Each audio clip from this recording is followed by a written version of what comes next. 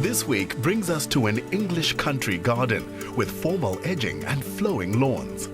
It's also a personal wine and olive farm to owners Clive and Joanna Venning. The entrance to their home suggests a couple who love to be in touch with nature, and there's almost as much plant life inside as out.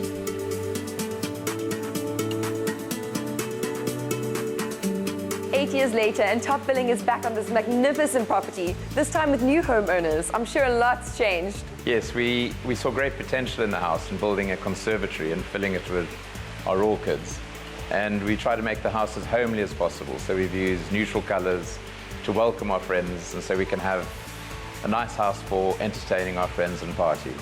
And of course, we'd love you to come and see the garden, which is my project and has always been a passion for me.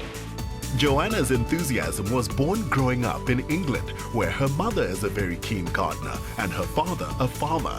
Clive has owned several golf courses and is a master at lawns. Together, they boast all the skills required. This is an absolutely spectacular garden. How do you even begin with a project like this? Well, it is and has been a major project, I must say. And in fact, the first day that we moved in, there were about 70 beefwoods along here, so you couldn't even see the mountains. So we cut the whole lot down, which was the best thing we ever did, because then obviously the garden developed from there. And we took in more and more of the vista. Your home was part of the Franschhoek Open Garden Festival. What was the experience like for you? It's our third year opening the garden to the public, and it's a festival that's organized with 10 gardens in Franschhoek, and all the money raised goes to the old age home. We had about 4,000 people through the garden, and we were a bit nervous doing it at first because the garden was so new, but as we grew to do it more, we enjoy the gardening people, and we sometimes walk around the garden and talk to people, and they give advice and comments, and then we can improve the garden from year to year. So this garden's a team effort? Yes, Joanna looks after all the plantings and cuttings, and I look after the technical aspects, the irrigation, the maintenance, the compost, all the feeding of the plants and the spraying of the plants.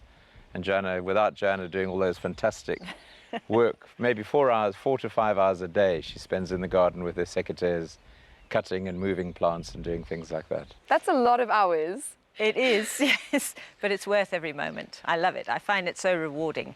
It's a labor of love, you might say.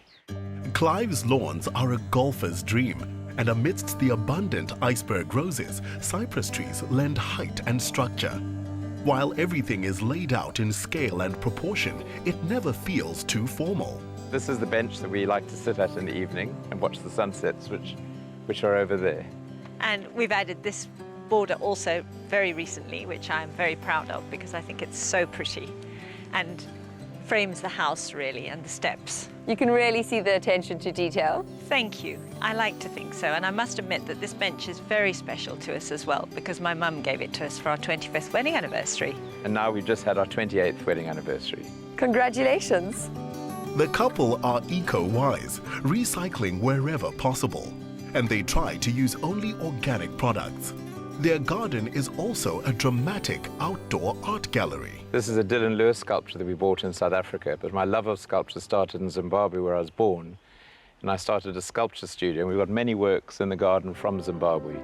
It really does add to the garden, and in a way it wouldn't be complete without it. This is one of my favorites because I'm very partial to angels, and I think it looks spectacular against the backdrop. Another South African art form they value is wine, and collaborating with winemaker Gerda Villas, they've made the most of the valley's ideal conditions. One of the great things about living in Franschhoek is that you can have a vineyard in your backyard. What varietal have you planted? We planted Merlot, and we have 1,000 vines. We make 4 tons of grapes, and we produce 3,000 bottles of wine. We keep 600 for ourselves, and we give the rest to our winemaker. And the property is divided into 1/3 vineyard, 1/3 olive grove, and 1/3 garden. Joanna and Clive give credit where it's due. Their ally in realizing these gardens has been landscaper Karin du Plessis, whose hobby has flourished into a highly respected business. You've done a fantastic job with this garden. I must say I really enjoyed doing it. Joanna and Clive have been absolutely amazing. Basically giving me carte blanche, but also keeping in mind that Joanna coming from England, that working with these elements I had to obviously bring in her taste, the colour palette, and remember the wind that we have here. So we've got the English country garden atmosphere and feel, and yet we've actually had to work with the elements and the things that we've had. Karin and Joanna have gone for a soft palette of blues, whites, pinks, purples and apricots. The key to maintaining the garden, lots of compost and mulch. What are some of the design aspects? In a property this size and the scale, we obviously always look at height. You have the sky, you have the mountain, you have this imposing home. You had the vines and we had the olives. So you can't have a twee garden in between. You have to think of spots where there's interest. You have to have benches, you have arches, you have different rooms. And we had enough space to do it. And then pathways, places leading to secret nooks. And I think there's a surprise element everywhere, and I think that was very important. The dam being there already, and that sound of water, which is so important. And they actually raised the level so that the sound of the water was more enhanced. The flower garden, however, behind it was there but neglected, and we just added to it. More colour, more attracting of birds, so that we had a whole different element of water, and then going into the softer garden. So one room leading into another room, but they actually can be joined. The result of hard pruning at the right time of year is a wealth of roses to pick from and give to friends and to visitors. Joanna, if I want a beautiful garden like this, what tips would you give a novice gardener like myself? I think time is a very big thing, that you are able to spend the time in the garden and that you have a passion for it. That's all you really need. And also a wonderful landscaper and a very devoted husband who puts lots of time and effort into it as well. My main advice would be to have very good irrigation and to have a fully mechanized garden. So lawnmowers that can be driven and weed eaters and backpack sprayers and things like that, because it really cuts down the time to prepare a garden. Well, I would definitely say you have to put your own stamp on your garden. It's got to be yours.